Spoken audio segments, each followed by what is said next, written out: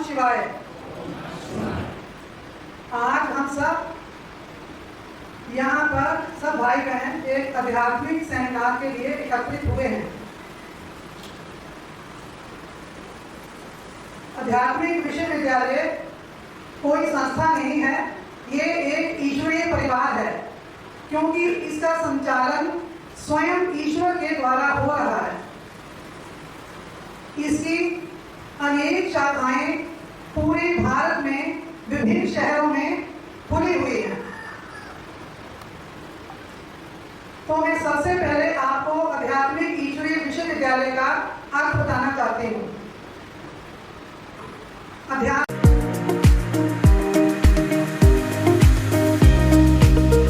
माना क्या? अधि माना अंदर, आत्मिक माना आत्मा के अंदर की जानकारी, आत्मा के अंदर का ज्ञान।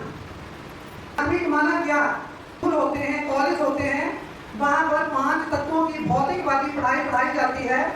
वैसे ही इस आध्यात्मिक विद्यालय में आत्मा क्या है, परमात्मा क्या है, आत्मा कहाँ रहती है, शरीर छोड़ने के बाद आत्मा कहाँ जाती है, इस शरीर में आत्मा का स्थान कहाँ है, ये सारा ज्ञान यहाँ पर निःशुल्क समझाया जाता है। ईश्वरीय माना क्या? ईश्वरीय का मतलब है आत्मा का जो ज्ञान है वो सिवाय परमात्मा के कोई नहीं दे सकता।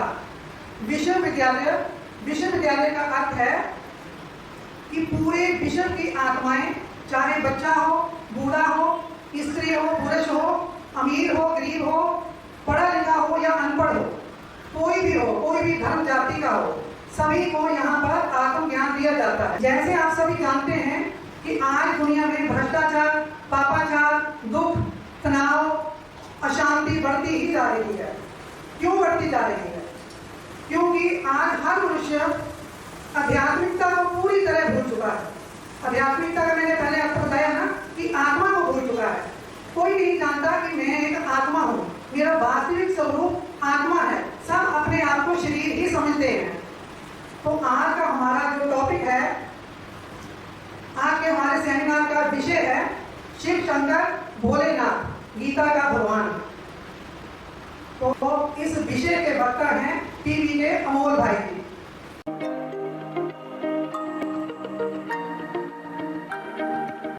अमोल भाई जी पिछले 18 वर्षों से आध्यात्मिक विद्यालय के सक्रिय सदस्य हैं। इन्होंने 2002 में मुंबई विश्वविद्यालय से मैकेनिकल इंजीनियरिंग की डिग्री प्राप्त की और दिल्ली विश्वविद्यालय से LLB की डिग्री भी हासिल की। अभी वर्तमान समय में दिल्ली सुप्रीम कोर्ट और हाई कोर्ट में बतौर एडवोकेट कार्य कर रहे हैं। इनके द्वारा पूरे भारतवर्ष में अनेक आध्यात्मिक सेमिनार हो चुके हैं। तो आज हम सब बड़े भाग्यशाली हैं जो भाई जी हमारे बीच हमें देवी देवता सनातन धर्म की परंपराएं, धारणाएं और गीता का भगवान शिव शंकर भोलेनाथ है, इसके बारे में विस्तार से समझाएंगे। तो मैं भाई जी से अनुरोध करती हूँ कि अभी मंच पर आएं और अपना स्थान ग्रहण करें।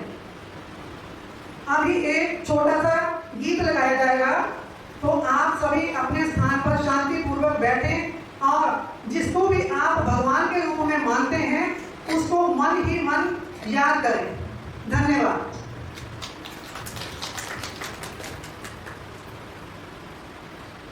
ओम नमः शिवाय। 2 मिनट हम ध्यान करेंगे। आपको ये उत्तम अंग है जहाँ पे झुपड़ी के बीच में जहाँ बिंदी लगाते हैं कन्या माता है, पुरुष लोग टीका लगाते हैं, वहाँ पे हम ध्यान करेंगे।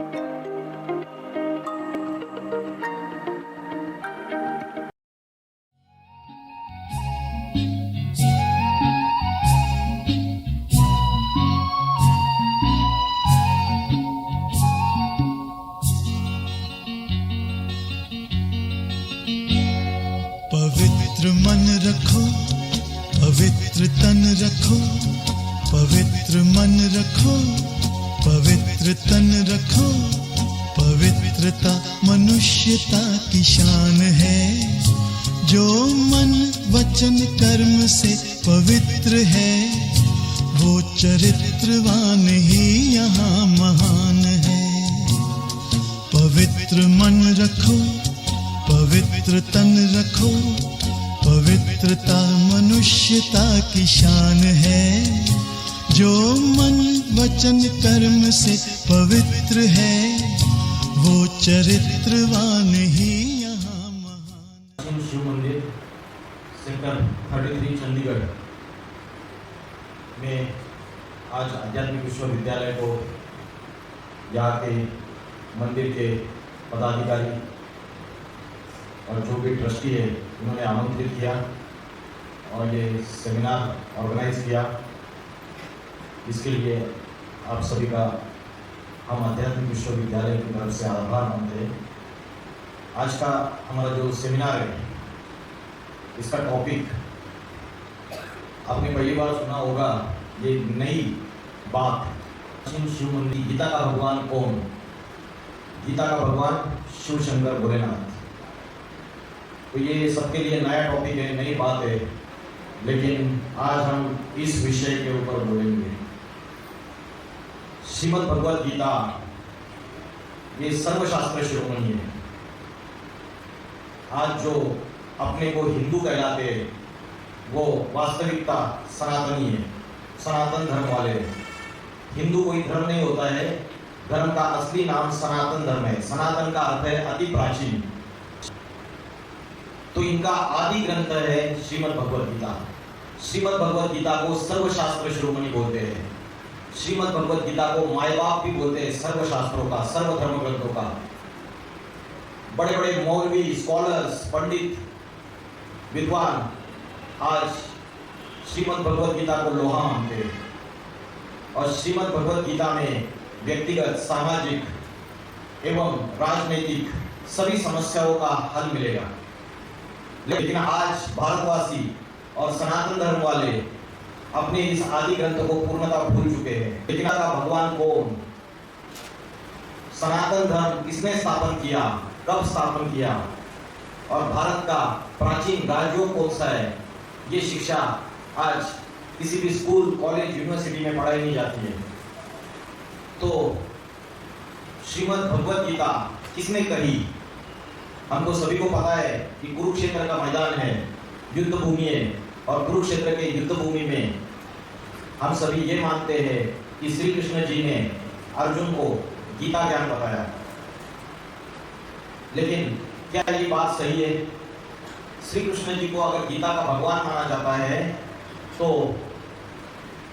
श्री कृष्ण जी का जन्म माँ के गर्भ से हुआ है। वसुदेव देवकी के द्वारा उनके माता पिता है। दूसरी तरफ दिखाया है कि सांदीपनि ऋषि उनके आश्रम में उन्होंने पढ़ाई पढ़ी और फिर बाद में भैलिया ने तीर मारा और उनकी मृत्यु हो गई। तो श्री कृष्ण जी का जन्म भी दिखाया और मृत्यु भी दिखाई। लेकिन श्रीमद् भगवद गीता में बोला है, श्रीमद् भगवद गीता भगवान वाच है। भगवान वाच मतलब स्वयं भगवान ने ये ज्ञान का गीत गाया है। श्री कृष्ण वाच नहीं बोला है, भगवान वाच। दूसरा कोई भी धर्म ग्रंथ है वो भगवान वाच नहीं कहे।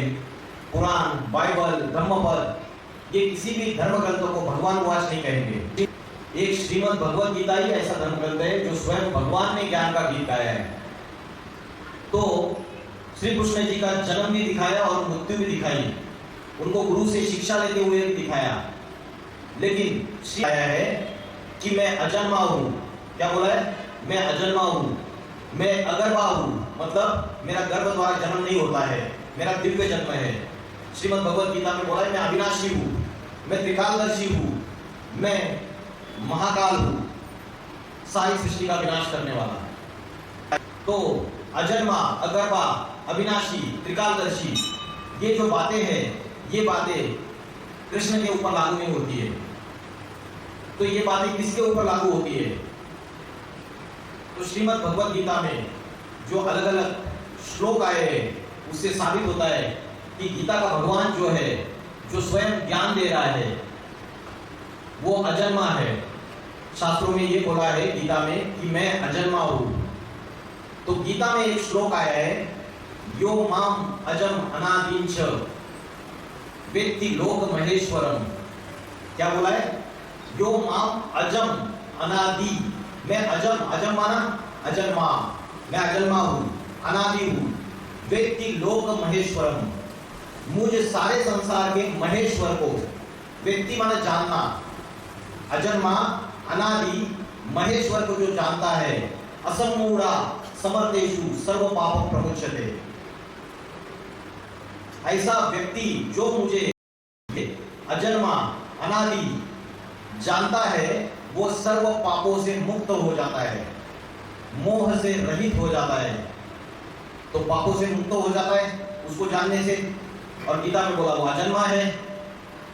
श्री कृष्ण का तो जन्म दिखाया गया। अजन्मा का अर्थ है जो जन्म रहित है, जिसका जन्म कब हुआ किसी को पता ही नहीं है, और उसके माता पिता का भी किसी को पता नहीं है। तो ये तो विसंगति हो गई कि गीता का भगवान जो बोल रहा है मैं अजन्मा हूं, तो फिर वो कौन है? हिंदू जो सनातन धर्म वाले हैं वो 33 करोड़ देवी देवताओं को मानते हैं, उसे मुक्त हो जाता है उसको जानने से। और गीता में बोला वो अजन्मा है।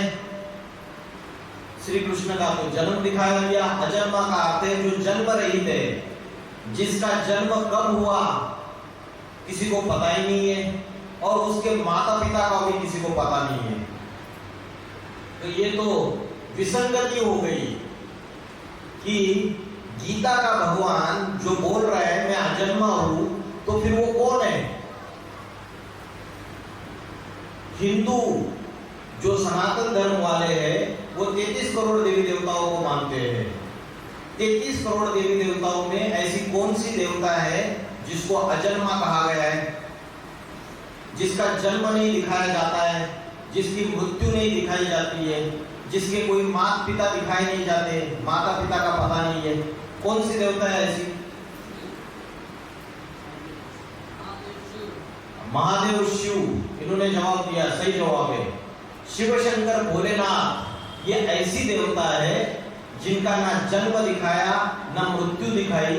तो गीता में जो अजन्मा बात आई है वो शिव शंकर भोलेनाथ के लिए लागू होती है, ना कि कृष्ण के लिए। फिर दूसरा श्लोक आया है श्रीमद् भगवत गीता में, अजोपि सन अव्ययात्मा। अजोपि, अज माना अजन्मा, और अव्ययात्मा माना जिसकी आत्मा की शक्ति कभी क्षीण नहीं होती है। तो फिर से यही बात है कि अजन्मा की बात शिव शंकर भोलेनाथ के ऊपर लागू होती है। और पिछले श्लोक में क्या बोला? अजम अनादि च वेत्ति लोक महेश्वरम। अभी मुझे बताइए महेश्वरम किसको बोला जाता है? शिव शंकर भोलेनाथ को बोला जाता है। फिर दूसरा श्लोक आया है श्रीमद् भगवत गीता में, अजोपि सन अव्ययात्मा। अजोपि, अज माना अजन्मा, और अव्ययात्मा माना जिसकी आत्मा की शक्ति कभी क्षीण नहीं होती है। तो फिर से यही बात है कि अजन्मा की बात शिव शंकर भोलेनाथ के ऊपर लागू होती है। और पिछले श्लोक में क्या बोला? अजम अनादि च वेत्ति लोक महेश्वरम। अभी मुझे बताइए महेश्वरम किसको बोला जाता है? शिव शंकर भोलेनाथ को बोला जाता है। फिर से यही बात है कि अजन्मा की बात शिव शंकर भोलेनाथ, गुरु ब्रह्मा गुरु विष्णु गुरुदेवो महेश्वरम। तो गीता में ये जो बात बोली है कि मुझे अजन्मा लोक महेश्वर को जो जानता है, कैसे जानता है? तत्व सहित। तत्व सहित माना वो किसी साधारण मनुष्य शरीर में अवतार लेता है। जब साधारण मनुष्य शरीर में अवतरित होता है परमात्मा, तब उसे जो जानता है वो सर्व पापों से मुक्त हो जाता है। तो इस श्लोक से ये साबित हो गया कि परमात्मा जो है वो अजन्मा है। और वो श्रीमद् भगवत गीता में जो भगवान बोल रहे मैं अजन्मा हूँ, वो बात कृष्ण के लिए नहीं, शिव शंकर भोलेनाथ के लिए लागू होती है। तो में आपने देखा है कि कृष्ण की जो पूजा है वो हमेशा बच्चे के रूप में दिखाई जाती है।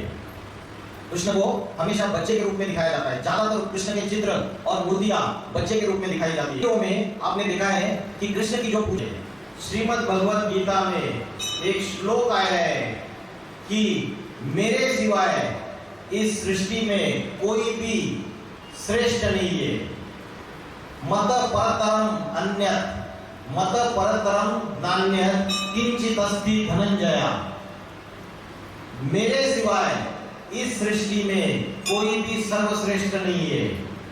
लेकिन आपने ये बात आपको पता होगी कि जो गोपेश्वरम है, गोपेश्वरम का मंदिर है, गोपेश्वरम में श्री कृष्ण शिवलिंग की पूजा करते हुए देखने में आते हैं। आपने देखा है गोपेश्वरम में श्री कृष्ण शिवलिंग की पूजा कर रहे हैं। तो कृष्ण अगर शिवलिंग की पूजा कर रहे हैं तो श्री कृष्ण से भी श्रेष्ठ कौन है? कौन है श्री कृष्ण से श्रेष्ठ? शिव है, महादेव है, जिनकी पूजा कर रहे हैं। देव देव महादेव जो अव्वल नंबर की देवता है, सर्वदेवों में सर्वश्रेष्ठ। तो गीता में बोला है कि मेरे सिवाय कोई भी श्रेष्ठ नहीं है इस सृष्टि के ऊपर। तो ये बात जो बालक रूप में श्री कृष्ण की पूजा होती है उनके लिए लागू नहीं होती है। शिव शंकर भोलेनाथ के जितने भी चित्र आपको देखने को मिलेंगे वो शिव शंकर भोलेनाथ को बड़े रूप में दिखाया गया है, योग युक्त अवस्था में दिखाया हुआ है, ध्यान मग्न अवस्था में दिखाया गया है, हमेशा उनको गहरी ध्यान में बैठा हुआ दिखाया गया है, अर्धोन्मीलित नेत्र है। तो शिव शंकर भोलेनाथ जो है उनके लिए ये बात लागू होती है कि जो तो गीता में बोला है कि मेरे सिवाय कोई भी श्रेष्ठ नहीं है इस सृष्टि के ऊपर। तो ये बात जो बालक रूप में श्री कृष्ण की पूजा होती है उनके लिए लागू नहीं होती है। तो गीता शिव शंकर भोलेनाथ के जितने भी चित्र आपको देखने को मिलेंगे वो शिव शंकर भोलेनाथ को बड़े रूप में दिखाया गया है, योग युक्त अवस्था में दिखाया हुआ है, ध्यान मग्न अवस्था में दिखाया गया है, हमेशा उनको गहरी ध्यान में बैठा हुआ दिखाया गया है, अर्धोन्मीलित नेत्र है। तो शिव शंकर भोलेनाथ जो है उनके लिए ये बात लागू होती है कि जो सर्वश्रेष्ठ है। फिर श्रीमद् भगवद गीता में बोला है परमात्मा का दिव्य जन्म है, वो अगर्भा है। अगर्भा माना जो गर्भ के द्वारा, मां के गर्भ के द्वारा जन्म नहीं लेता है, मेरा दिव्य जन्म है। श्रीमद् भगवद गीता में बोला है हम जितने भी मनुष्य मान रहे हैं, जितने भी मनुष्य प्राणी है वो मां के गर्भ के द्वारा जन्म लेते हैं, सुख दुख के फेरे में आते हैं, जन्म मरण के चक्र में आते हैं और पाप पुण्य के फेरे में आते हैं। लेकिन शिव शंकर भोलेनाथ जो है उनका ना जन्म दिखाया ना मृत्यु दिखाई, उनका कोई मां के गर्भ द्वारा जन्म नहीं दिखाया, लेकिन श्री कृष्ण का जन्म दिखाया मां के गर्भ द्वारा। जैसे सारे जितने भी मनुष्य आत्माएं वो मां के गर्भ द्वारा जन्म लेते हैं, लेकिन परमात्मा का जो जन्म है वो दिव्य जन्म है। तो गीता में एक श्लोक आया है जन्म कर्म चमे दिव्यम, जन्म कर्म चमे दिव्यम एवं यो वेत्ति तत्वता। मेरा जन्म दिव्य है, मेरा कर्म दिव्य है। दिव्य जन्म माना क्या? माना परमात्मा किसी साधारण मनुष्य तन में प्रवेश करके कार्य करते हैं, मां के गर्भ द्वारा जन्म नहीं लेते हैं। तो आपने देखा रहेगा कि कोई भूत प्रेत किसी व्यक्ति में प्रवेश करता है, तो जो भूत प्रेत प्रवेश करता है किसी व्यक्ति में तो उसके द्वारा वो एक्टिविटी करता है, उसके द्वारा बात भी करता है। हम बोलते हैं कि इसको भूत लग गया, बोलते हैं ना इसको भूत लग गया करके। वैसे श्रीमद् भगवद गीता में बोला है ज्ञानुम दृष्टिनुम तत्वेच पर प्रवेशुम च परंतप, मतलब मैं किसी साधारण मनुष्य शरीर में प्रवेश करने योग्य हूँ। जैसे कोई भूत प्रेत किसी में प्रवेश करता है वैसे परमात्मा जो है वो निराकार ज्योति स्वरूप है, वो किसी साधारण मनुष्य तन में प्रवेश करके कार्य करता है। तो उसका जन्म दिव्य जन्म है, वो गर्भ द्वारा जन्म नहीं लेता है, क्योंकि परमात्मा जो है वो निराकार है। और उस निराकार की यादगार में हम परमात्मा की पूजा शिवलिंग के रूप में या ज्योतिर्लिंग के रूप में करते हैं। आपने देखा रहेगा हिंदू लोग जो है वो 33 करोड़ देवी देवताओं को मान्यता देते हैं। जितने भी देवी देवता है उनको हाथ, कान, नाक, पैर सब मनुष्य जैसा है, लेकिन एक शिवलिंग ऐसा है जिस शिवलिंग को ऐसा आकार दिया हुआ है, कोई हाथ, कान, नाक, पैर नहीं है। जितनी भी देवी है, सरस्वती माता है, दुर्गा माता है, लक्ष्मी माता है, इनको स्त्री रूप दिखाया, बाकी देवी देवताओं को पुरुष रूप दिखाया, लेकिन शिवलिंग का ऐसा आकार क्यों दिया है? किसी को पता है शिवलिंग का ऐसा आकार क्यों दिया है? जानकारी है आपको?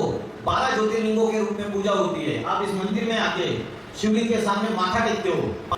बड़े बड़े जो मंदिर है शिव के, उसमें मध्यवर्ती स्थान में शिवलिंग होता है, आजू बाजू में बाकी देवी देवताओं की मूर्तियां होती है। शंकर का भी मूर्ति होती है, कभी कभी शिवलिंग अलग से होता है। तो बताइए शिवलिंग का आकार ऐसे क्यों बनाया? इसका कारण क्या है? कोई बताएगा क्या आंसर है इसका? शिव जो है वो निराकार ज्योति स्वरूप है। उस ज्योति स्वरूप परमात्मा को कैसे याद करें? तो भक्तों ने क्या किया? ज्योति का आकार उसको बढ़ा दे दिया, उसको शिवलिंग का आकार दे दिया। श्रीमद् भगवद गीता में बोला है ज्योतिषाम अपि तत् ज्योति, मैं ज्योतियों से भी ज्योतिषाम अपि तत् ज्योति, मैं ज्योतियों में भी बड़ी ज्योति हूँ। तमसा परम उच्यते, मैं अंधकार को नष्ट करने वाली ज्योति हूँ। तो परमात्मा जो है वो ज्योति स्वरूप है। वो कौन सी ज्योति है? जो बाहर की दुनिया में जैसे हम दिया जलाते हैं तो इससे प्रकाश निकलता है, ये तो स्थूल प्रकाश है, लेकिन परमात्मा जो है वो ज्ञान का प्रकाश देता है, ज्ञान की ज्योति है। तो श्रीमद् भगवद गीता में जो बोला है ज्योतिषाम अपि तत् ज्योति, इससे साबित होता है कि वो परमात्मा निराकार ज्योति स्वरूप है। और एक श्लोक आया है श्रीमद् भगवद गीता में, अव्यक्तम पर्युपासते, उस अव्यक्त की, उस निराकार ज्योति स्वरूप की सभी उपासना करते हैं। तो निराकार ज्योति स्वरूप की हम उपासना करते हैं। अभी मुस्लिम लोग क्या बोलते हैं? खुदा नूर है। नूर माना रोशनी, माना वही ज्योति। खुदा फर्श का नहीं, खुदा अर्श का रहने वाला है, खुदा सातवें आसमान का रहने वाला है। क्रिश्चियन लोग क्या बोलते हैं? जीसस क्राइस्ट, उंगली ऊपर कर देता है, बोलता है गॉड इज लाइट। क्या बोलते हैं? God is light. वो चर्च में जाते हैं और कैंडल की ज्योति के ऊपर ध्यान लगाते हैं, वो भी उस ज्योति स्वरूप को मानते हैं। और मुस्लिम लोग मक्का मदीना जाते हैं हज की यात्रा, वहां संगे अस्वद नाम का काला पत्थर रखा हुआ है, उसका आकार शिवलिंग जैसा है। वो उसके सामने जाते हैं, रोते चिल्लाते गिड़गिड़ाते छूते हैं उसको, अपने सारे पाप बयान करते हैं उसके सामने, बोलते खुदा का प्रतीक है ये, उसका आकार भी शिवलिंग जैसा है। तो मुस्लिम लोग भी उस ज्योति स्वरूप निराकार को मानते हैं। और जो बौद्ध धर्म वाले, बुद्ध धर्म वाले, वो एक स्टूल लेते हैं, स्टूल के ऊपर ये कटोरा उल्टा रख देते हैं और उसके ऊपर ध्यान लगाते हैं, उसका आकार भी शिवलिंग जैसा है। तो सभी धर्म, चाहे बौद्ध धर्म हो, चाहे मुस्लिम धर्म हो, चाहे क्रिश्चियन धर्म हो, उस परमात्मा निराकार ज्योति स्वरूप को मानते हैं। लेकिन फिर धर्मों में झगड़ा क्यों है? इसलिए झगड़ा है क्योंकि हिंदू लोग 33 करोड़ देवी देवताओं को साकार मूर्तियों के रूप में मानते हैं, लेकिन इन सभी का जो ईश्वर है वो शिव ज्योति स्वरूप निराकार है, जिसको दूसरे धर्म वाले भी मानते हैं। इस बात को हम भूल गए और दूसरे धर्म वाले भी इसको समझ नहीं पाए। जब दूसरे धर्म वाले इस बात को समझ जाएंगे शिव निराकार, तो सभी धर्म, चाहे बौद्ध धर्म हो, चाहे मुस्लिम धर्म हो, चाहे क्रिश्चियन धर्म हो, वो ज्योति स्वरूप है, तो झगड़ा आएगा। फिर उसको वो लोग गॉड बोलते हैं, कोई अल्लाह बोलता है और हम शिव बोलते हैं, वो एक ही चीज है। शिव निराकार है, जिसके अंदर सारी सृष्टि का ज्ञान समाया हुआ है, त्रिकालदर्शी है, वर्तमान भूत और भविष्य का ज्ञान है उसके अंदर, वो ज्ञान का सागर है, वो पवित्रता का सागर है, प्रेम का सागर है। तो वो जो शिव निराकार है, उसको अगर ज्ञान सुनाना है, इस सृष्टि को, पापी सृष्टि को पावन सृष्टि बनाना है, परिवर्तन लाना है, तो किसी शरीर में प्रवेश करना पड़ेगा उसको, निराकार ज्योति स्वरूप को। और निराकार ज्योति स्वरूप जब किसी शरीर में प्रवेश करेगा तो वो मुख से ज्ञान सुना सकता है। तो किस शरीर में प्रवेश करता है वो, कौन सा शरीर है? आपने देखा रहेगा कि शंकर जो है वो ध्यान मग्न अवस्था में बैठे हुए हैं। तो शंकर अगर भगवान है तो वो किसका ध्यान कर रहे हैं? जरूर उनसे कोई ऊंचा है। तो शिव निराकार है, जो जन्म मरण के चक्र में आता नहीं है, जो पाप पुण्य के फेरे में नहीं आता है, जो सुख दुख के फेरे में नहीं आता है, वो निराकार शिव शंकर में प्रवेश करके, इसलिए शंकर को एक ही देवता है जिसको तीसरा नेत्र दिखाया, बाकी किसी देवता को तीसरा नेत्र नहीं दिखाया। त्रिनेत्री शंकर को बोलते हैं। वो कौन सा नेत्र है? वो शिव नेत्र है। शिव निराकार और शंकर साकार कोई व्यक्ति है, कोई व्यक्ति है जिसमें प्रवेश करके, जिसके मुख के द्वारा सारे संसार में ज्ञान देता है। तो शंकर के मुख के द्वारा परमात्मा गीता ज्ञान देता है। इसका प्रूफ क्या है? आपने देखा रहेगा शंकर की जटा से गंगा बह रही है, शंकर की जटा से गंगा बहती हुई दिखाई है। तो हमें क्या लगता है? पानी की गंगा है, और हम हजारों सालों से वो पानी की गंगा में नहा रहे। लेकिन क्या किसी के पाप धुल गए? ये सारी सृष्टि पावन बन गई? हजारों साल से गंगा के पानी में नहा रहे, लेकिन दुनिया और एक पापी बनती जा रही है, और एक नीचे गिरती जा रही है, और एक पतित बनती जा रही है। तो चित्रकार जो चित्रकारिता करता है उसमें अपनी भावभंगिमा व्यक्त कर देता है। तो भगवान जो है वो बुद्धिमान है, बुद्धिमानों की बुद्धि है, उसके मुख से जो ज्ञान निकल रहा है वो चित्रकार कैसे दिखाएगा? चित्रकार किसी व्यक्ति के मुख से ज्ञान निकल रहा है, ये बात चित्र में कैसे दिखाएगा? तो चित्रकार ने दिखा दिया कि ज्ञान की गंगा बह रही है। जैसे पानी की गंगा होती है, पानी होता है वो बहता रहता है, वैसे ज्ञान भी बहता रहता है। जैसे पानी पतला होता है, महीन होता है, वैसे ज्ञान भी महीन होता है। तो शंकर की जटा से जो गंगा निकली वो ज्ञान गंगा है, कोई पानी की गंगा नहीं। पर बोला है शंकर की जटा से जो गंगा निकली उसमें जिस मनुष्यों ने स्नान किया, जिस मनुष्य ने स्नान किया वो पाप से मुक्त हो गए। तो ये ज्ञान स्नान करने की बात है।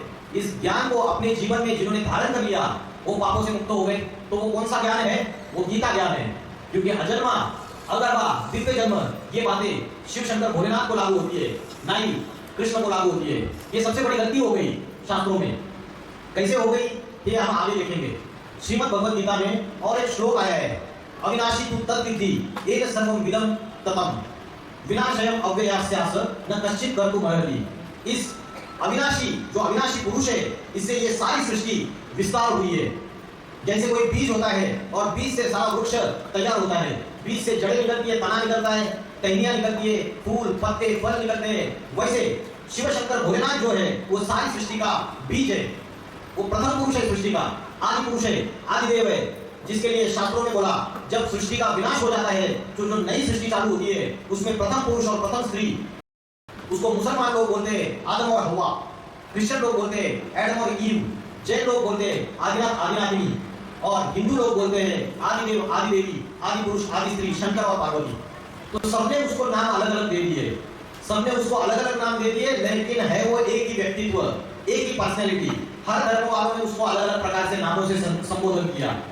तो गीता में जो श्लोक आया है, इस अविनाशी पुरुष को, अविनाशी तत्वविद्धि एन सर्वमिदं ततम्, इस अविनाशी पुरुष से ये सारी सृष्टि प्रसारित हुई है। ये शिव शंकर भोलेनाथ ये जो आकर सनातन धर्म की स्थापना करते हैं।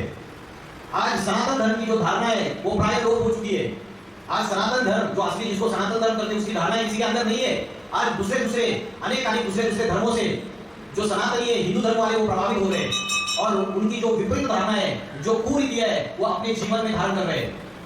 तो ऐसा जो अविनाशी पुरुष है जिससे ये सारी सृष्टि प्रसारित हुई है, सनातन धर्म ये सबसे मूल धर्म है, बीज धर्म है। इसी से दूसरे धर्म बाद में निकले।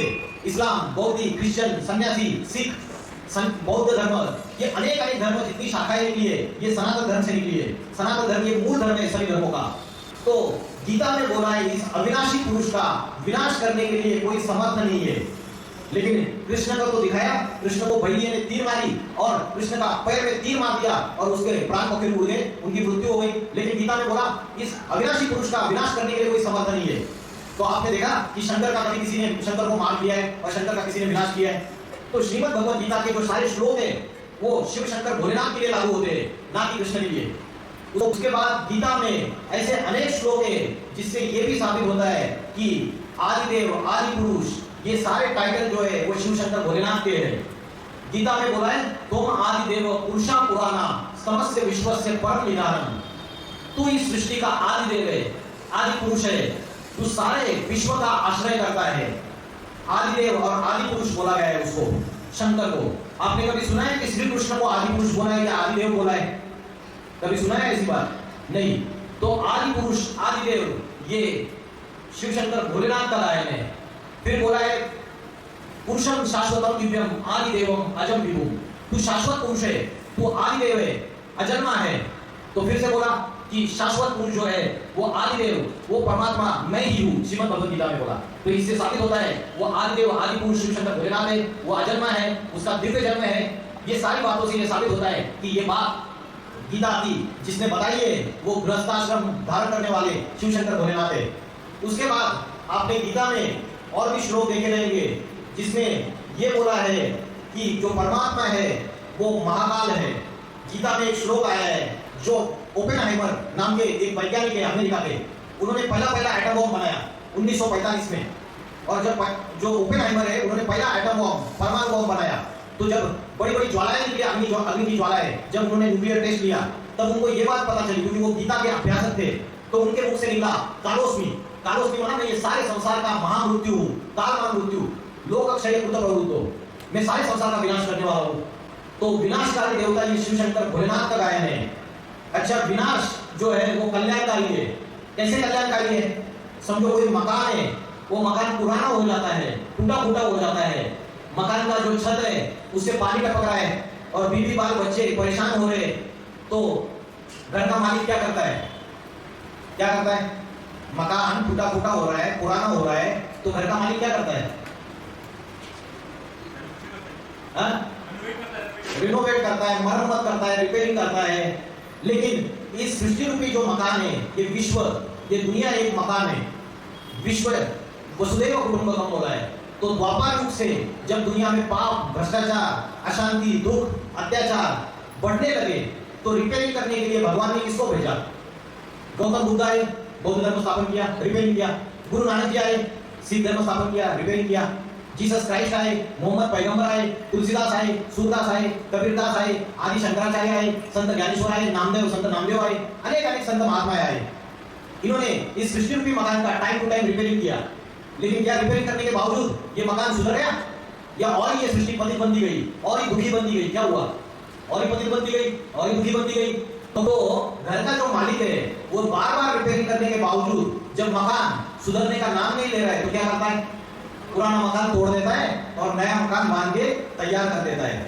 तो पहले पुराना मकान नहीं तोड़ता है, पहले नया मकान बांध के तैयार कर देता है और जो अपने बीवी बाल बच्चे हैं, सारा सामान उसको नए मकान में शिफ्ट कर देता है, फिर पुराने मकान का विनाश कर देता है। वैसे ही शिव शंकर भोलेनाथ, शिव का अर्थ है कल्याणकारी। शिव का अर्थ कल्याणकारी है और शिव शंकर भोलेनाथ को बोला विनाशकारी देवता, संहार करता, ब्रह्मा के द्वारा स्थापना, विष्णु के द्वारा पालना और शंकर के द्वारा पुरानी दुनिया का विनाश। तो ये दुनिया, ये मकान, ये पुराना होता गया है। इसमें दुख, अशांति, पाप, भ्रष्टाचार, अत्याचार, व्यभिचार, हिंसा, आतंकवाद आदि में बढ़ता चला जा रहा है। तो ऐसे समय परमात्मा स्वयं इस सारी सृष्टि के विनाश के कार्य में अग्रसर हो जाते हैं। उनको महाकाल बोला है, कालों का काल महाकाल। तो श्रीमद् भगवद गीता में जो श्लोक आया है, कालोस्मि लोकक्षय कुत प्रवृत्तो, ये शिव शंकर भोलेनाथ के लिए बात लागू होती है, श्री कृष्ण के लिए बात लागू नहीं होती। कभी श्री कृष्ण को बोला है कि विनाशकारी है। गीता में और एक श्लोक आया है, दष्टा कराला निचते मुखानी दृष्टेव काला नलसन्नभानी। मेरी ये जो भयंकर दाढ़ें हैं, इस दाढ़ों के बीच में ये सारी सृष्टि छपाई जाने वाली है। गीता में बोला है, जब विराट रूप का दर्शन देते हैं भगवान, तो बोला मेरी दाढ़ों के बीच में ये सारी सृष्टि छपाई जाने वाली है। अभी मुझे बताइए ये दाढ़ें कौन सी है? ये यही बड़े बड़े एटम बॉम्ब, ये एटॉमिक वेपन्स, परमाणु अस्त्र शस्त्र, ये एटॉमिक मिसाइल्स, यही बड़े बड़े दाढ़ें हैं। आज मनुष्य ने अपने विनाश के सारे साधन तैयार कर लिए। आज से 80 साल पहले इस दुनिया में एटम बम नहीं था। अभी छोटे से छोटे देश के पास ये एटम बम, परमाणु बम, एटॉमिक मिसाइल्स, एटॉमिक वेपन्स है। तो मेरे घर के नीचे अगर किसी ने बारूद बिछाई हुई है, तो मेरे घर की सुरक्षा के लिए है क्या वो? नहीं, मैं घर में सुरक्षित नहीं हूं अगर बारूद बिछाई है घर के नीचे। तो वैसे परमात्मा शिव शंकर भोलेनाथ तब सृष्टि पे अवतरित होते हैं जब मनुष्य ने अपने विनाश के सारे साधन तैयार कर लिए हैं। और ये सारी सृष्टि जो है ये विनाश के कगार पे खड़ी हुई है। प्रथम विश्व युद्ध हो चुका है, द्वितीय विश्व युद्ध हो चुका है। आज भी वर्तमान में सारे देश आपस में लड़ाई झगड़ा कर रहे हैं। इधर रशिया और यूक्रेन की युद्ध चल रही है। चाइना, जो चीन है, वो भारत में अंदर घुसना चाहता है। लद्दाख के इधर से दूसरी जगह से वो लोभी लालची है, उसको और जमीन चाहिए, दूसरों की जमीन छीन के ले ली है। उधर पाकिस्तान दुश्मन बना पड़ा हुआ है। सारे देश आपस में एक दूसरे के शत्रु बने हुए हैं। अमेरिका और रशिया की शीत युद्ध चल रही है। इस्लाम और क्रिश्चियन, इन दोनों का भी आपस में लड़ाई झगड़ा है। इधर हिंदू और मुस्लिम का भी आपस में लड़ाई झगड़ा है। धर्म के नाम पे हिंसा बढ़ती चली जा रही है, दुश्मनी बढ़ती चली जा रही है। भारत में हम देख रहे हैं अभी हिंदू मुस्लिम की ट्रेलर कि कैसे दुश्मनी बढ़ती चली जा रही है। आगे जाके बड़ा गृह युद्ध शुरू हो जाएगा हिंदू मुस्लिम। और जब तृतीय विश्व युद्ध होगा, तो तृतीय विश्व युद्ध में बड़े बड़े एटम बॉम्ब, बड़े बड़े न्यूक्लियर वेपन्स, इसके धमाके हो जाएंगे। और ये धमाके होने से क्या होगा? बड़े बड़े धरती के ऊपर पापों का बोझा बढ़ता चला जा रहा है। इससे बड़े बड़े भूकंप आएंगे, ज्वालामुखी फटेंगे, प्राकृतिक आपदाएं आएगी।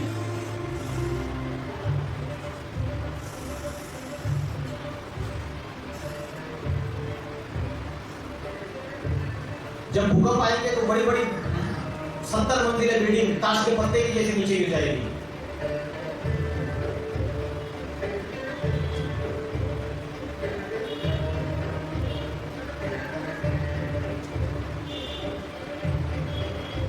हिंदू मुस्लिम गृह युद्ध शुरू हो जाएगा। अभी तो सिर्फ ट्रेलर दिख रही है, बड़ा मूवी रिलीज होने वाला है।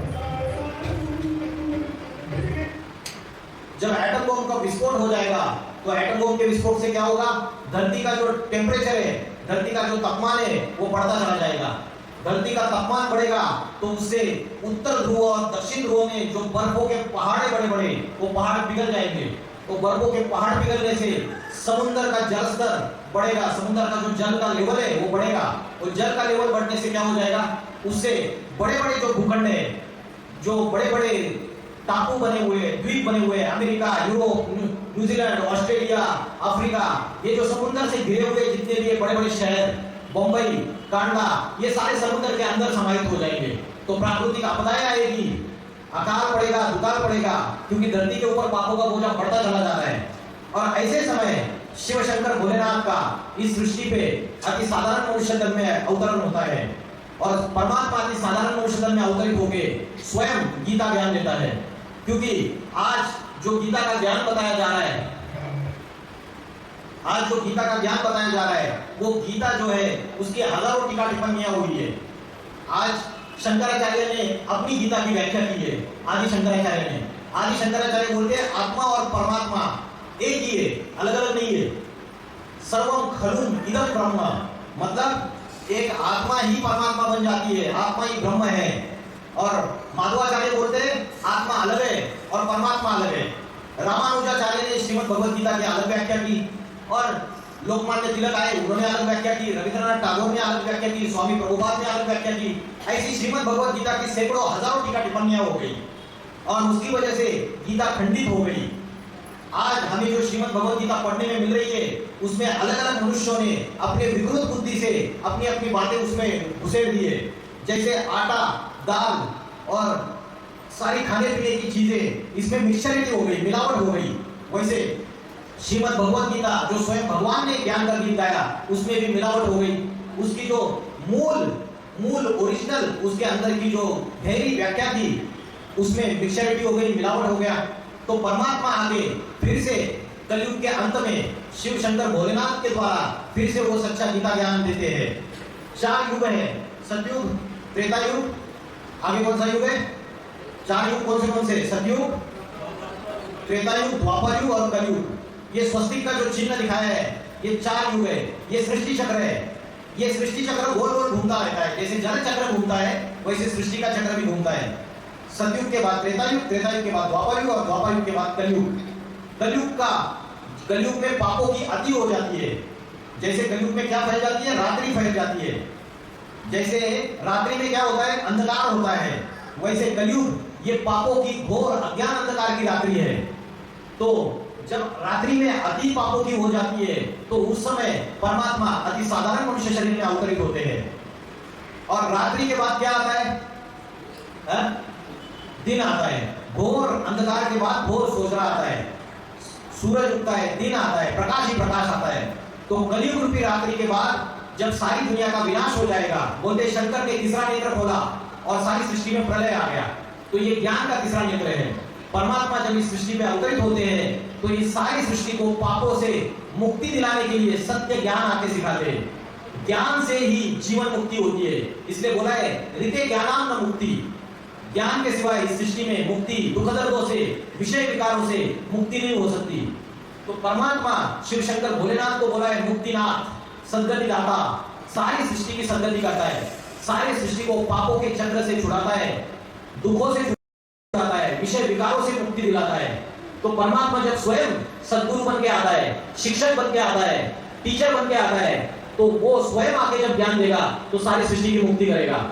आज हम मंदिर में मूर्तियों के रूप में, प्रतीकात्मक रूप में उसकी पूजा कर रहे हैं, तो कभी तो वो साक्षात प्रैक्टिकल रूप में अवतरित हुए रहेंगे, चैतन्य रूप में। जैसे महात्मा गांधी का पुतला खड़ा कर दिया आपने, तो महात्मा गांधी कभी तो इस दुनिया में हुए, उन्होंने कोई अच्छा काम किया देश के लिए, तब आपने उनका पुतला खड़ा कर दिया। आपने क्या बोला? राष्ट्रपिता बोला ना। लेकिन शिव शंकर भोलेनाथ को बोलते विश्वनाथ। सिर्फ राष्ट्रपिता नहीं बोलते, सारे विश्व का नाथ, विश्व का मालिक, जगन्नाथ, सारे जगत का नाथ है, जगत पिता है। तो परमात्मा शिव शंकर भोलेनाथ भी कलयुग के अंतिम समय अवतरित होकर इस पापी सृष्टि को पावन सृष्टि में परिवर्तित करते हैं। जो कलयुग है वो नरक की दुनिया है, और जो सतयुग है वो स्वर्ग की दुनिया है। क्योंकि सतयुग में सिर्फ देवी देवताओं का वास होता है, आत्मा के अंदर 5 विकार नहीं रहते हैं। अभी कलयुग में हर मनुष्य आत्मा के अंदर 5 विकार है। कौन से 5 विकार हैं बताइए? हाँ, इन्होंने जवाब दिया काम, क्रोध, लोभ, मोह, अहंकार। ये 5 विकार है। काम का अर्थ क्या है? काम का अर्थ है कामना, और कामनाओं में मतलब इच्छाओं में सबसे बड़े प्रबल इच्छा कौन सी है? सबसे प्रबल इच्छा कौन सी है? मनुष्य के अंदर अनेक इच्छाएं, अनेक कामनाएं, उनमें सबसे प्रबल कामना, प्रबल इच्छा कौन सी है? बताइए। एकदम परफेक्ट आंसर दिया है, विषय विकार, विषय वासना, सेक्स, लस्ट। ये जो विषय वासना है, इंद्रियों का भोग भोगने की जो इच्छा है, पुरुष और स्त्री में ये सबसे प्रबल इच्छा है। और गीता में क्या बोला है उसके बारे में? श्रीमद् भगवद गीता में बोला है त्रिविधम नरकस्य इदं द्वारम नाशनम आत्मनाः काम क्रोध तथा लोभ तस्मात् एतत् त्रयं त्यजेत्। ये काम, माना विषय वासना, क्रोध और लोभ, लोभ माना लालच, ये तीनों के तीनों नरक के द्वार खोलने वाले हैं। क्या करते हैं? नरक के द्वार खोलने वाले हैं। इसी दुनिया में नरक है, कहीं ऊपर पाताल में नरक और ऊपर स्वर्ग नहीं है।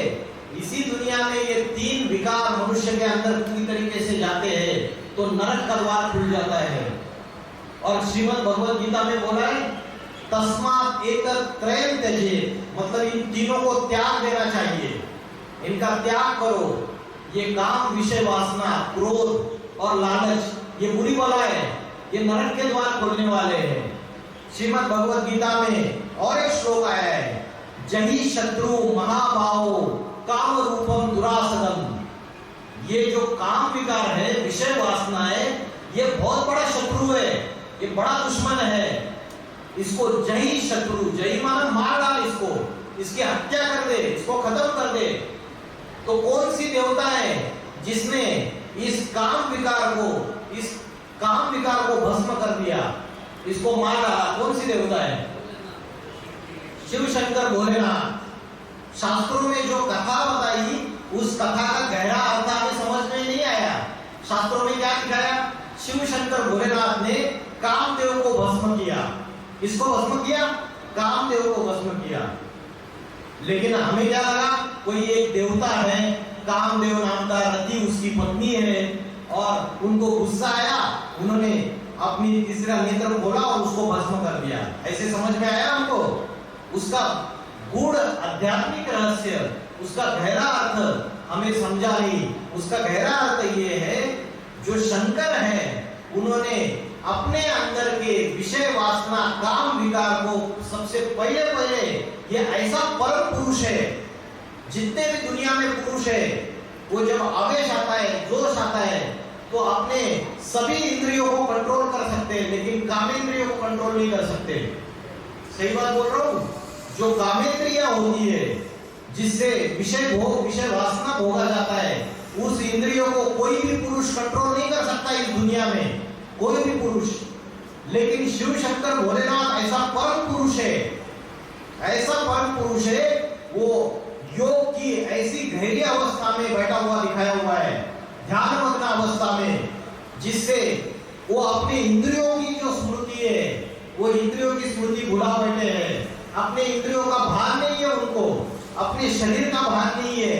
तो उन्होंने क्या किया? अपना जो विषय वासना, काम विकार है, उसको योग बल से उसको खत्म कर दिया, उसको भस्म कर दिया। अपनी कामेंद्रियों को सबसे पहले कंट्रोल कर लिया। इसलिए दूसरे जितने भी देवी देवता है, उनके कमल हस्त, कमल पाद, कमल नयन, उसकी पूजा की जाती है। आप देखते हो ना, लक्ष्मी नारायण के मंदिर में जाओ, लक्ष्मी नारायण के मंदिर में जाओ, कमल हस्त, कमल पाद, कमल नेत्र, कितनी प्रसन्नता, कितनी पवित्रता लगती है। लेकिन शिव है, उसके लिंग की पूजा की जाती है, बाकी इंद्रियों की पूजा नहीं की जाती। हाथ की, पांव की, आंख की, उसके लिंग की, कामेंद्रिय की पूजा की क्यों की जाती है? क्योंकि वो कामेंद्रिय ऐसा इंद्रिय है जिसको वो परम पुरुष पहले अपने कंट्रोल में कर लेता है, अपने वश में कर लेता है, इंद्रियों को संयमित कर देता है योग से, कर्म करते हुए। शिव शंकर भोलेनाथ गृहस्थी में रहे दिखाए हुए कि गृहस्थी में रहते हैं, और उसके बावजूद गृहस्थी में रहते हुए अपने इंद्रियों को पूरी तरीके से कंट्रोल में किया हुआ है। इसके शिव के एक लिंग की पूजा होती है, और पूजा किसकी होती है? पूजा होती है पवित्रता की। जिस इंद्रिय से पवित्र कर्म किए, उन इंद्रियों की पूजा होती है। तो पवित्र कर्म कभी तो उन्होंने इस सृष्टि में आके गृहस्थ धर्मों में रहते हुए पवित्र कर्म किए रहेंगे। तो ये जो काम, क्रोध और लोभ, ये तीनों नरक के द्वार खोलने वाले हैं। आपने कभी देखा कि श्री कृष्ण के लिए बोला कि काम विकार को भस्म किया उन्होंने? ये तो शिव शंकर भोलेनाथ का गायन है कि उन्होंने कामदेव को भस्म किया। तो ये गीता में अलग अलग जितनी भी बातें आई है, ये शिव शंकर भोलेनाथ के ऊपर लागू होती है। श्रीमद् भगवद गीता में और एक श्लोक आया है, जगत अव्यक्त मूर्तिना। क्या बोला है? जगत अव्यक्त मूर्तिना। ये अव्यक्त मूर्ति हूं मैं। मूर्त माना जो इन आंखों से दिखाई देता है, और अमूर्त माना जो आंखों से दिखाई नहीं देता है। तो वो परमात्मा एक मूर्ति है, व्यक्तित्व है, पर्सनैलिटी है। और कैसी मूर्ति है? अव्यक्त मूर्ति है। व्यक्त माना जो आंखों से देखा जा सकता है, अव्यक्त माना जो आंखों से देखा नहीं जा सकता। तो जब परमात्मा शिव शंकर भोलेनाथ के जो याद में बैठे हुए ध्यानमग्न अवस्था में चित्र दिखाए हुए, तो ध्यानमग्न रहते हुए उनको अपने इंद्रियों की स्मृति नहीं है, अपने किसी भी इंद्रिय की याद नहीं है, देह का भान नहीं है, शरीर का भान नहीं है, ऐसी निराकारी गहरी अवस्था में बैठे हुए, उस अवस्था को बोला है अव्यक्त अवस्था। आपने गुरु नानक जी का चित्र देखा होगा, गुरु नानक जी का चित्र देखा है, उनकी आंखें चढ़ी हुई है, ऐसे जैसे कहीं खोए हुए, इस दुनिया में है भी और नहीं भी, इस दुनिया से कोई माया मोह ममत्व नहीं है। आप गौतम बुद्ध का चित्र देखिए, उनकी भी आंखें ऐसी चढ़ी हुई है, कोई माया मोह ममत्व नहीं है। ऐसे ही जीसस क्राइस्ट का चित्र देखिए, उनका भी ऐसी अवस्था दिखाई हुई है। तो इन सभी धर्म पिताओं में सबसे सर्वश्रेष्ठ शिव शंकर भोलेनाथ है, जिनकी अव्यक्त निराकारी अवस्था, ध्यानमग्न अवस्था, आर्दोन्मिलित नेत्र, आंखें आधी खुली हुई है, आधी बंद है। इसलिए शिव शंकर भोलेनाथ के लिए ये बात लागू होती है जो श्रीमद् भगवत गीता में बोले, ये जगत अव्यक्त मूर्ति ना, ये अव्यक्त मूर्ति है, जगत के अव्यक्त आधार है, ये जगत अव्यक्त मूर्ति ना। लेकिन श्री कृष्ण के चित्र देखिए, श्री कृष्ण का कोई भी चित्र या कोई भी मूर्ति योगी अवस्था में बिठाया हुआ दिखाया है क्या? ध्यानमग्न अवस्था में बैठे हैं या योगी अवस्था में बैठे, ऐसा कोई चित्र देखा है आपने? नहीं देखा है। तो जगत अव्यक्त मूर्ति ना, ये गीता का श्लोक ये शिव शंकर भोलेनाथ को लागू होता है, ना ही श्री कृष्ण के लिए। तो जो श्रीमद् भगवत गीता की अनेक अनेक टीका टिप्पणियां की गई, अनेक अनेक व्याख्याएं की गई, और उन अनेक अनेक व्याख्याओं की वजह से गीता जो है वो खंडित हो गई। गीता जो आदि ग्रंथ है वो पूरी तरीके से खंडित हो गया गीता ग्रंथ। तो अनेक अनेक जो बुद्धिमान लोग हैं, इंटेलेक्चुअल से, फिलोसोफर से, जैसे जिनका नाम है फर्गुहार, हॉपकिंस, जो विदेशी विद्वान हैं, वो विदेशी विद्वान जब भारत में आए और भारत में आकर जब उन्होंने श्रीमद् भगवत गीता का अध्ययन किया, तो श्रीमद् भगवत गीता का अध्ययन करने के बाद उनको ये बात पता चली, अभी जो श्रीमद् भगवत गीता जो कृष्ण प्रधान कविता है, क्योंकि कृष्ण का नाम डाला हुआ है, वो उसके पहले विष्णु प्रधान कविता थी, और उसके भी पहले वो निसंप्रदाय रचना थी, मतलब निराकारवादी रचना थी। ये बात हॉपकिंस नाम के एक विदेशी विद्वान है, इन्होंने ये बात बोली है। इसका मतलब ये साबित हो जाता है कि जो श्री कृष्ण के उपासक है, भक्त है, उन्होंने गीता में गीता का भगवान के रूप में कृष्ण का नाम डाल दिया है। लेकिन आप अगर 2000 साल पुरानी श्रीमद् भगवत गीता अगर देखेंगे, तो उस समय गीता निराकारवादी, निराकार भगवान ने सुनाई हुई है। और निराकार भगवान कौन है? शिव शंकर भोलेनाथ, जिनकी निराकारी अवस्था बनी हुई है, जो शिव ज्योति स्वरूप है। तो अलग अलग जो विद्वान है, हॉपकिंस है, उसके बाद अलग अलग जो विद्वान है, हॉपकिंस है, फर्गुहार है, इन्होंने ये बातें बताई कि गीता का भगवान जो है वो वो निराकार शिव शंकर है, ना कि कृष्ण है। फर्गुहार ने बोला गीता एक पुरानी पद्य उपनिषद है, जो श्वेताश्वतर उपनिषद के बाद लिखी गई है। श्वेताश्वतर उपनिषद नाम का एक ग्रंथ था, आज से 2000 साल पहले।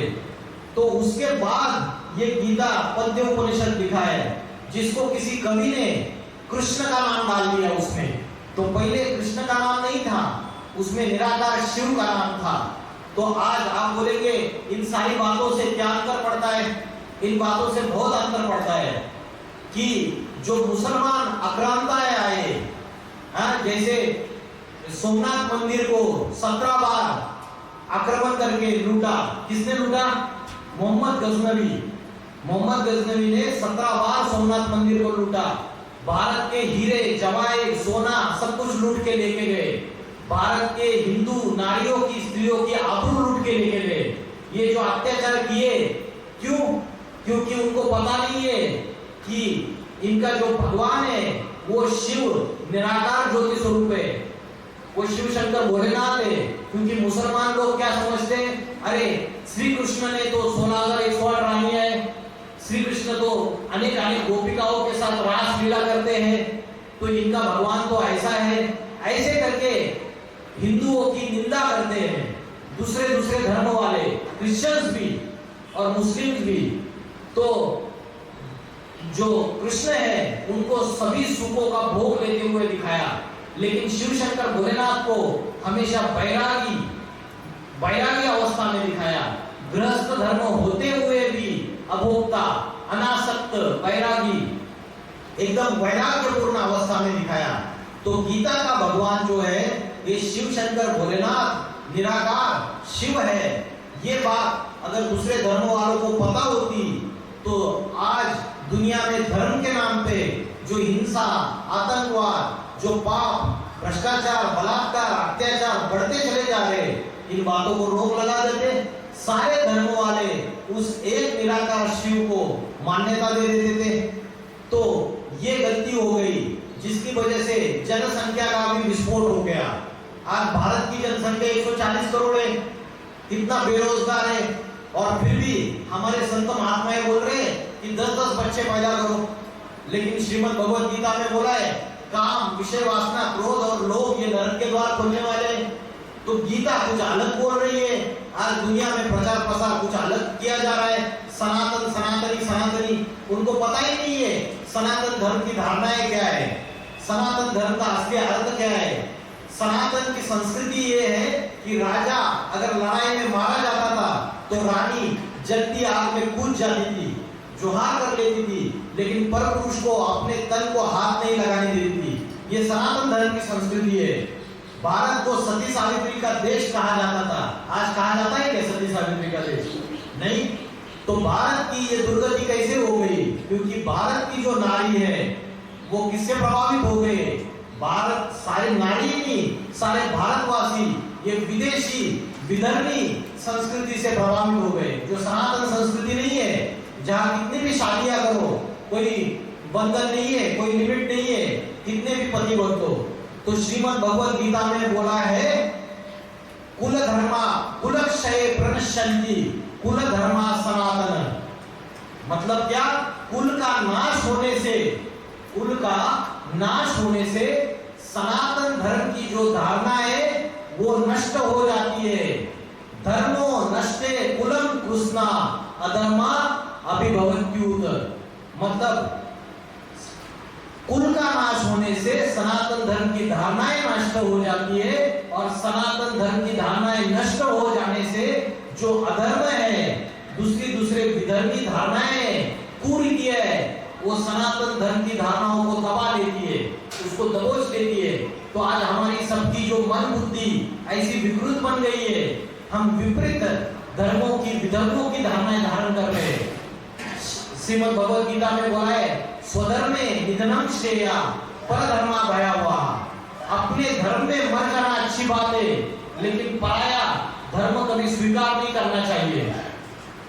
तो सनातन धर्म सबसे प्राचीन धर्म है, जिसकी स्थापना स्वयं ईश्वर ने की है, शिव शंकर भोलेनाथ ने की है।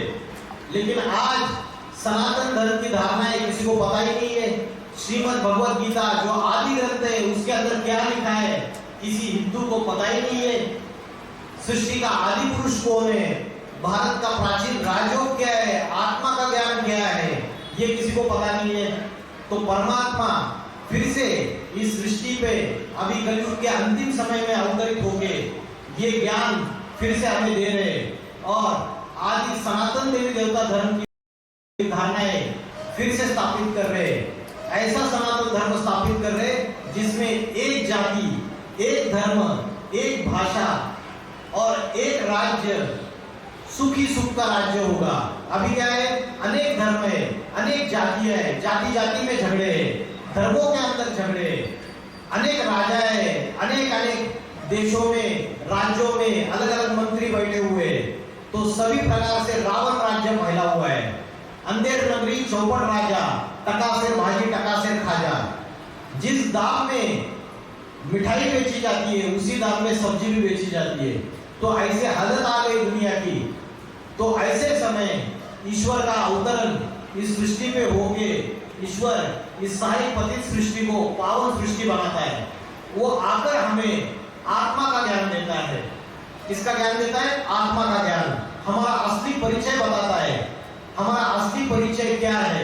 आज हम किसी को भी पूछते हैं आप कौन हो, तो आप क्या परिचय बताते हो? कोई बोलता है मैं इंजीनियर हूँ, कोई बोलता है अपना नाम बता देता है, कोई बोलता है मैं हिंदू हूँ, कोई बोलता है मैं मुस्लिम हूँ, कोई बोलता है मैं स्त्री हूँ पुरुष हूँ, कोई बोलता है मैं पंजाबी हूँ, मैं जाट हूँ।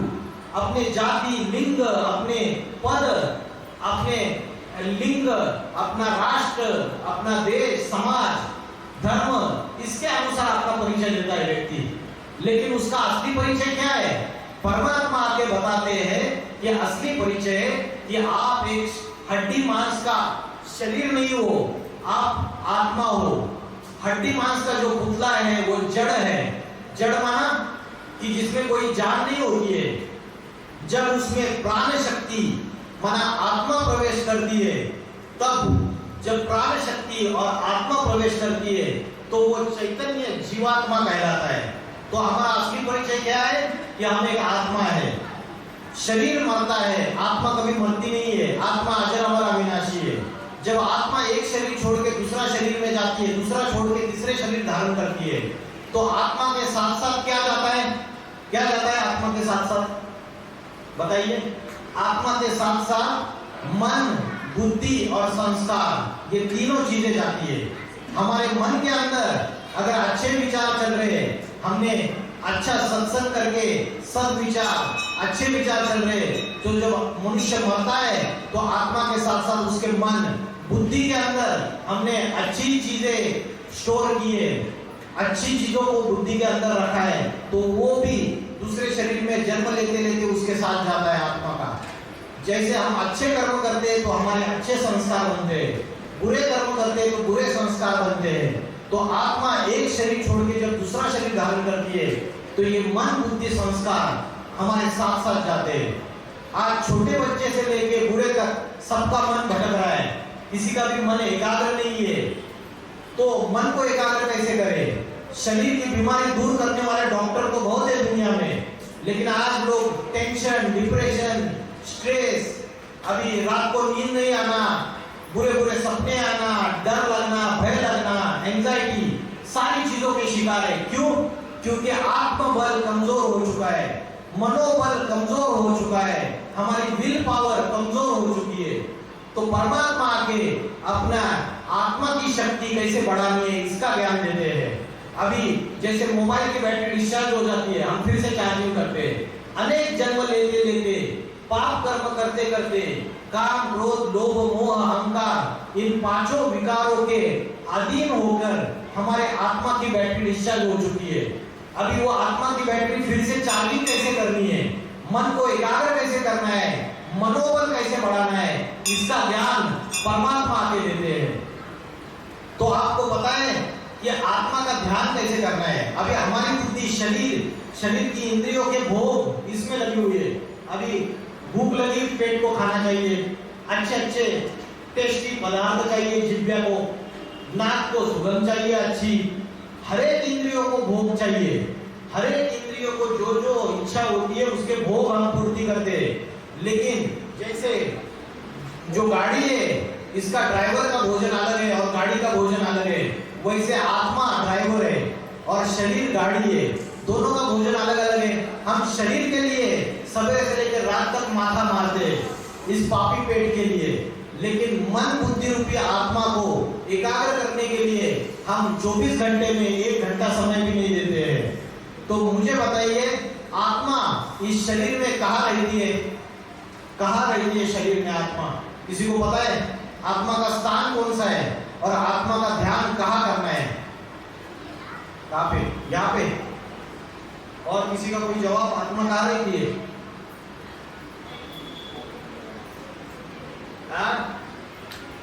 किसी को पता है आत्मा कहाँ रहती है? हृदय में रहती है, इन्होंने बोला। लेकिन श्रीमद् भगवद गीता में श्लोक आया है, भ्रूर मध्य प्राण आवेश सम्यका, भ्रुकुटी के बीच में, यहाँ पर भ्रुकुटी के बीच में प्राण शक्ति स्थित है। ये यहाँ पे उत्तमांग में, मस्तक के बीच में यहाँ पे प्राण शक्ति स्थित है। ये श्रीमद् भगवत गीता में बोला है। उसका और एक प्रूफ प्रमाण है, जो भारत की कन्या माता है यहाँ पे क्या लगाती है, बिंदी लगाती है, और पुरुष लोग यहाँ पे टीका लगाते हैं, क्योंकि आत्मा यहाँ टिकी हुई है। भारत के ऋषि मुनियों को जब ये पता चला कि द्वापर युग से मनुष्य देहाभिमान में आ रहा है, शरीर का भान ज्यादा लग रहा है मनुष्य को, तो ये बिंदी लगाने की परंपरा शुरुआत हो गई। ये बिंदी लगाने की जो परंपरा है, ये द्वापर युग से शुरुआत हो गई। आज हम उसके मूल आध्यात्मिक अर्थों को भूल गए। हमें पता ही नहीं कि आत्मा यहाँ रही है, आत्मा यहाँ टिकी हुई है। तो आत्मा का ध्यान यहाँ करना चाहिए। आत्मा का ध्यान करने से ये जो मन रूपी घोड़ा है, जो भाग रहा है, जो मन चंचल है, वायु के समान गतिमान है, ये कंट्रोल में आ जाएगा। ये मन जो है वो कंट्रोल में आएगा। मन कंट्रोल में आएगा तो बुद्धि जो है स्त्रियम बन जाएगी, और उससे इंद्रिया, हमारी जो शरीर की इंद्रिया है वो भी संयमित हो जाएगी। तो मन को एकाग्र करने के लिए हमें आत्मा का ध्यान करना है। बुद्धि बाकी जगह से हटा के यहाँ एकाग्र करनी है। लेकिन आत्मा को इन आंखों से देखा नहीं है, तो आत्मा को याद कैसे करें, है ना?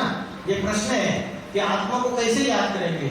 तो श्रीमद् भगवत गीता में बोला है, अनुरणीयाम समनुस्मरेतो, अनु से भी अति सूक्ष्म है आत्मा। जैसे पदार्थ से, कोई पदार्थ सूक्ष्मदर्शी यंत्र से देखा जाता है तो सूक्ष्म अणु दिखाई देते हैं, तो आत्मा अति सूक्ष्म है। जैसे आकाश में स्टार चमकता है, सितारा चमकता है, वैसे आत्मा यहाँ रहती है। आत्मा जो है भ्रुकुटी के बीच में यहाँ पे रहती है। तो अगर आत्मा का ध्यान करेंगे तो मन कंट्रोल कर सकते हैं, मन को एकाग्र कर सकते हैं, और आपकी जितने भी दुख है जीवन में, परेशानियां है, उसका मूल कारण क्या है? हमारा मन एकाग्र नहीं है, मन दुखी है। इस मन को अगर शक्तिशाली, पावरफुल बनाएंगे, आत्मा की बैटरी चार्ज करेंगे, तो आनंद, सुख, शांति, पवित्रता जो हम खो गए, आनंद नहीं है हमारे जीवन के अंदर, सुख नहीं है, सच्ची शांति नहीं है, वो फिर से वापस आएगा। तो आत्मा का ध्यान करने के लिए सबसे अच्छा समय कौन सा है 24 घंटे में? ब्रह्म मुहूर्त का समय। जो ब्रह्म मुहूर्त का समय, अमृत वेला का समय, सूरज उगने से पहले प्रातः समय 2 बजे से लेकर पौने 5 बजे तक यहाँ पे इस भ्रुकुटी के बीच में आत्मा का ध्यान कीजिए। सवेरे 4 बजे उठ जाइए। जो योगी लोग होते हैं, जो जीवन में इंद्रियों को संयमित करना चाहते हैं, सुख शांति चाहते हैं, पवित्रता चाहते हैं, वो प्रातः समय जल्दी उठते हैं और भ्रुकुटी के बीच में आत्मा का ध्यान कीजिए। मन को एकाग्र करने का अभ्यास कीजिए। एक ही विचार कीजिए, एक ही संकल्प कीजिए कि मैं आत्मा सितारा हूँ, मैं आत्मा ज्योति बिंदु स्वरूप हूँ। ये एक ही संकल्प कीजिए आधा घंटा। 4 बजे उठ जाइए, देखिए मन एकाग्र हो जाएगा, इंद्रियों से परे सुख, अतीन्द्रिय सुख का अनुभव हो जाएगा। आज इंद्रियों का जो सुख है वो क्षण भंगुर है, क्षणिक सुख है, मोमेंटरी हैप्पीनेस, थोड़े समय का अल्पकाल का सुख है और ज्यादा समय का दुख है। तो हम जब आत्मा का ध्यान करेंगे बार बार, ये राजा है आत्मा, सारे शरीर का मालिक है, राजा टॉप में बैठता है, तो राजा ऑर्डर देता है, हुकुम देता है। तो ये जो हमारी 5 ज्ञानेंद्रिय है, आँख, कान, नाक, जिह्वा, त्वचा, और 5 कर्मेंद्रिय है, ये जो इंद्रिय है उस राजा का ऑर्डर आज मान नहीं रहे। राजा कोई भी ऑर्डर देता है तो उसको मानते नहीं है इंद्रिया। क्यों? क्योंकि राजा कमजोर हो चुका है। राजा को फिर से शक्तिशाली बनाने के लिए आत्मा का ध्यान करना है, और आत्मा का ध्यान करते हुए परमात्मा को याद करना है। तो उससे हमारे आत्मा के अंदर अष्ट शक्तियां फिर से आ जाएगी। तो जो गीता ज्ञान है वो आज परमात्मा स्वयं आके दे रहे। कुरुक्षेत्र का मैदान, कुरु का अर्थ है कर्म, कर्म भूमि, और क्षेत्र माना भूमि, और कुरु माना कर्म युद्ध। ये कर्म युद्ध की भूमि है। तो परमात्मा स्वयं आके, हम सभी अर्जुन हैं, अर्जुन का अर्थ है ज्ञान का अर्जन करने वाले। अर्जुन को भी समस्या थी अपने जीवन में। अर्जुन इतना बड़ी महारथी था, सेनापति था, धनुर्धारी था, लेकिन अर्जुन भगवान को क्या प्रश्न पूछते कि मेरा मन बड़ा चंचल है, मेरा मन बड़ा बलवान है, हठी है, ये जोर जबरदस्ती मेरी इंद्रियों को उत्तेजित करता है, इस चंचल मन को मैं कैसे एकाग्र करूं? अर्जुन भगवान को प्रश्न पूछता है, तो भगवान उसको जवाब देते हैं, अभ्यास न तु कौन्तेय वैराग्य न च गृह्यते। बार बार इस चंचल मन को एकाग्र करने का योगाभ्यास कर। क्या कर? योगाभ्यास। और क्या कर? वैराग्य धारण कर। वैराग्य धारण करना माना सन्यासी के वस्त्र पहन के, भगवे वस्त्र पहन के, बीबी बाल बच्चों को छोड़कर जाना मतलब वैराग्य नहीं है। जो अर्जुन है वो गृहस्थी था और द्रौपदी भी गृहस्थी थी, और भगवान ने बोला, हे नर अर्जुन, तू ऐसी करनी कर कि नर से नारायण बन जा, और हे नारी द्रौपदी, तू ऐसी करनी कर कि नारी से लक्ष्मी बन जा। तो भगवान आके हमारे गृहस्थियों को, हमारे तुम्हारे जैसे जो गृहस्थी है, उनको राजयोग की शिक्षा सिखाते हैं। बोलते घर गृहस्थी के कीचड़ में रहते कैसे जीवन बनाओ? कमल पुष्प समान। कीचड़ में रहते, ये कीचड़ की दुनिया है ना सारी की सारी, ये विषय विकारों का कीचड़ है। इसमें रहते हुए कमल पुष्प समान जीवन बनाओ। कमल का पुष्प कैसा होता है पता है? कीचड़ में आता है, लेकिन उसकी पंखुड़ियों को ये कीचड़ का स्पर्श नहीं हो सकता है, उससे निर्लिप्त रहता है। तो वैसे ही इस कीचड़ की विषय विकारों की दुनिया में रहते हुए उससे अनासक्त और उससे परे रह के मन बुद्धि से अनासक्त रहने का अभ्यास स्वयं शिव शंकर भोलेनाथ आके वर्तमान समय में सद्गुरु के रूप में सिखा रहे। आध्यात्मिक विश्वविद्यालय के द्वारा ये पढ़ाई जा रही है, और भारत में परमात्मा का अवतरण हो चुका है। बड़े बड़े भविष्यकार है, आपने नाम सुना होगा नॉस्ट्राडेम्स। नॉस्ट्राडेम्स ने भविष्यवाणी की है, ये विदेश के भविष्यकार है। उसके बाद किरो, किट, एंडरसन, जूल वर्न, उसके बाद गोपीनाथ शास्त्री, कल्कि पुराण, इसमें भविष्यवाणी की है कि 21वीं शताब्दी में उत्तर भारत से एक महापुरुष का अवतार होगा, और वो जो महापुरुष होगा वो ऐसी आध्यात्मिक क्रांति लाएगा भारत में, ऐसा आध्यात्मिक संगठन तैयार करेगा कि जिसके योग बल के आधार से ये सारी सृष्टि को परिवर्तित कर देगा, और बड़ी बड़ी महासत्ताएं उसके सामने झुक जाएगी। अभी जो शिक्षा दी जाती है स्कूल में, कॉलेज में, यूनिवर्सिटी में, ये शिक्षा पेट भरने की सीमित शिक्षा है। जीवन कैसे जिया जाता है इसकी शिक्षा नहीं दी जाती है स्कूल, कॉलेज, यूनिवर्सिटी में।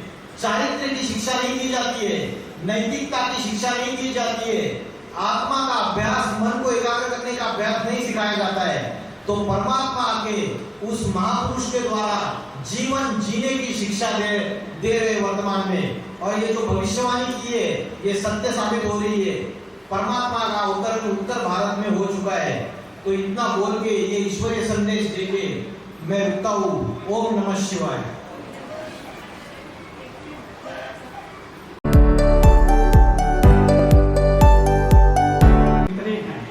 हाँ जी, उनकी कितनी गिनती है आपके हिसाब से? जवाब देता हूं मैं। इन्होंने प्रश्न पूछा है कि भगवान कितने हैं, कितनी गिनती है, तो मेरा जवाब है भगवान एक ही है। देवी देवताएं अनेक हैं। जो शास्त्रों में बोला है, ओम भगवते नमो रुद्राय, रुद्र को भगवते बोल दिया। भगवते माना भगवान, जो भाग्यवान है सबसे। तो रुद्र किसको कहा जाता है? शिव शंकर भोलेनाथ को कहा जाता है। तो शिव शंकर भोलेनाथ ये भगवान है, बाकी सारे देवी देवता है। लेकिन जो जैसे जिसके भक्त है, उपासक है, उन्होंने दूसरों को भी भगवान टाइटल दे दिया। शिव शंकर भोलेनाथ ये भगवान है, जिसके लिए बोला है ऊंचा तेरा नाम, ऊंचा तेरा काम, ऊंचा तेरा धाम। तो भगवान एक ही होता है, सत्यम शिवम सुंदरम, सत्य एक ही होता है। God is one, God is truth. हाँ जी, भगवान हाँ, भगवान तो अजन्मा है। अभी हमने आज के लेक्चर में डिस्कस किया, भगवान अजन्मा है, वो जन्म मरण रहित है। लेकिन उन्होंने पूछा कि क्या शरीर धारण करते हैं, तो हाँ, श्रीमद् भगवत गीता में बोला है, मैं अति साधारण मनुष्य शरीर में अवतरित होता हूँ और पापों का विनाश करता हूँ, सज्जनों की रक्षा करता हूँ, दुर्जनों का विनाश करता हूँ। तो शरीर धारण करते हैं, लेकिन वो गर्भ के द्वारा जन्म नहीं लेते हैं। जैसे मैंने बोला, किसी भूत प्रेत किसी में प्रवेश करता है, तो परमात्मा निराकार जो है वो किसी साधारण मनुष्य तन में प्रवेश करके उसके द्वारा ज्ञान देता है, जिसके लिए श्रीमद् भगवत गीता में श्लोक आए हैं, प्रवेशुम माना मैं प्रवेश करने योग्य हूँ। वो निराकार है, ज्योति स्वरूप। मगर शिव शंकर जो है, हाँ जी, ये तो एक देवता है, इन्होंने तो जन्म लिया है, इनके बच्चे भी आगे हैं, गणेश जी या और नहीं, शंकर को तो कभी जन्म लेते हुए दिखाया नहीं ना, शंकर के माता पिता दिखाए। इनका शरीर तो है नहीं। हाँ, शरीर तो वो अवतरित होते हैं ना। शरीर तो शास्त्रों में जो कहानियां आई है, वो तो कवियों ने जो कविताएं की है, उसका मूल आध्यात्मिक रहस्य हम आपको बता रहे हैं। हम ये बता रहे हैं, शास्त्रों में लिखा कि शंकर है, पार्वती है, उनके बच्चे हैं, तो ये बात कब की है? क्या किधर कैलाश, किधर आकाश में कहीं शंकर भगवान रहते हैं? हमारा कहना है, इसी धरती के ऊपर जब पापों की अति हो जाती है, तो जो शिव है निराकार, जिसकी ज्योतिर्लिंग के रूप में पूजा होती है, वो अवतरित होते हैं किसी साधारण मनुष्य शरीर में, वही शंकर कहलाते हैं। और वो अपनी ध्यान मग्न अवस्था में अपनी ऊंची अवस्था धारण कर लेते, सारी दुनिया का उद्धार कर लेते। तो शरीर तो धारण करना पड़ता है उनको, तभी वो ज्ञान सुना सकते हैं सृष्टि को। एक लास्ट सवाल हो रही, ब्रह्मा कुमारी जो है, हाँ, वो कहते हैं कि परमात्मा का नाम शिव है, ना कि शिव शंकर। हाँ जी, वो ब्रह्मा कुमारी, इन्होंने बोला कि ब्रह्मा कुमारी कहती है परमात्मा का नाम शिव है, शिव शंकर नहीं है। तो वो तो शास्त्रों के बलखिलाफ बात है, भगवत गीता के बलखिलाफ बात है, क्योंकि शंकर देव का देव महादेव बोला जाता है। शंकर जो है वो अव्वल नंबर की देवता है, देवों का देव महादेव। सभी शास्त्रों में शंकर को सबसे ऊपर स्थान पे दिखा दिया।